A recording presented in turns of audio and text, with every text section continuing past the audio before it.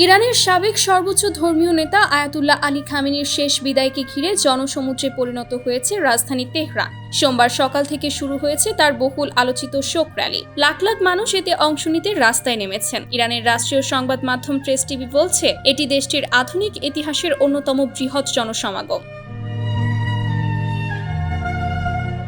স্থানীয় সময় সকাল 6টায় তেহরানের গ্র্যান্ড মোসাল্লা থেকে র্যালি শুরু হয়। প্রায় 10 কিলোমিটার দীর্ঘ এই শোভাযাত্রা বিভিন্ন গুরুত্বপূর্ণ সড়ক ঘুরে মেহরাবাদ বিমানবন্দরের কাছে শেষ পর্যন্ত যাবে। আয়োজকদের ধারণা, পুরো র্যালি শেষ হতে 10 থেকে 12 ঘন্টা সময় লাগতে পারে।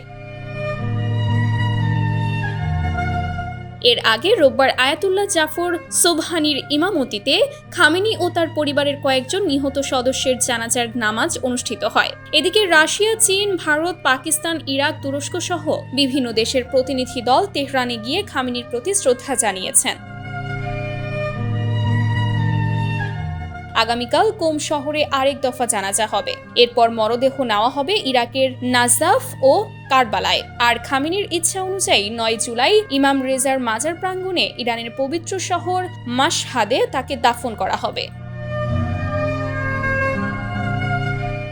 Sumaiya Snigdha, news desk, daily our Bangladesh.